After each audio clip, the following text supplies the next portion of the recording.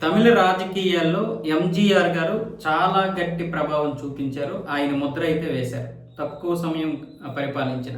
ఆ తర్వాత ఆయన శిష్యురాలుగా వచ్చినటువంటి జయలలిత గారు ఆయన కంటే పెద్ద ముద్ర వేశారు. అమ్మా అమ్మా అని పిలిపించుకున్నారు. తమిళ ప్రజలందరూ కూడా ఆవిడ్ని అమ్మా అమ్మ అని పిలిచారు. ఎవరికి దక్కనటువంటి గౌరవం జయలలితకి దక్కింది. ఒక హీరోయిన్ గా అంతటి గౌరవం బహుశా మన దేశ చరిత్రలో ఎవరికి దక్కిందంటే జయలలిత గారికే దక్కింది. అందులో ఎటువంటి సందేహం లేదు.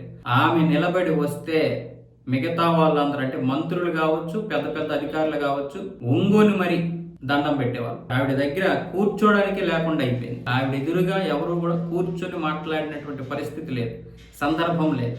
అలాంటి జయలలిత గారి ప్లేస్ లోకి ఇప్పుడు త్రిష రాబోతుందా అంటే అప్పుడు ఎంజీఆర్ గారి దగ్గర చేరినటువంటి జయలలిత గారు రాజకీయాలు నేర్చుకొని ఎంజీఆర్ శిష్యురాలుగా రాజకీయాల్లోకి వచ్చి మంచి ప్రభావం చూపింది. మళ్ళీ ఇప్పుడు విజయ్ అధికారంలోకి రాబోతున్నాడు, అందులో ఎటువంటి సందేహం లేదు. ఆయనకి మరొక 13-14 స్థానాలు వచ్చినా లేదనుకుంటే ఎవరి సహాయంతో అయినా సరే ఆయన ప్రభుత్వాన్ని ఏర్పాటు చేస్తాడు. ఈ నేపథ్యంలో త్రిషకి ఈయనకి ఒక రూమర్ అయితే వచ్చింది.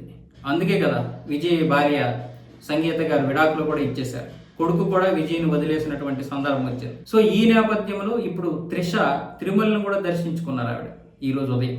అంటే ఆయన గెలవాలి అని, గెలుస్తాడు ఖచ్చితంగా విజయ్ గెలుస్తాడంటే నవ్వింది కూడా. సో ఈ నేపథ్యంలో మళ్ళీ ఇప్పుడు విజయ్ దగ్గర శిష్యురాలుగా చేరి బహుశా మళ్ళీ జయలలిత గారి స్థానాన్ని ఆక్రమించే అవకాశాలు ఉన్నాయా అంటే ఉండే అవకాశాలు ఉంటాయి. తమిళనాడులో మనకంటే ఎక్కువగా సినిమా వాళ్ళని ప్రేమిస్తారు. మనం ప్రేమిస్తాం బాగా, మనకంటే ఎక్కువగా వాళ్ళు ప్రేమిస్తారు. ఎంతలా ప్రేమిస్తారంటే ఒక ఎంజీఆర్, జయలలిత, కరుణానిధి, విజయ్ వీళ్ళందరూ సినిమా పరిశ్రమ నుండి వచ్చినటువంటి వారే.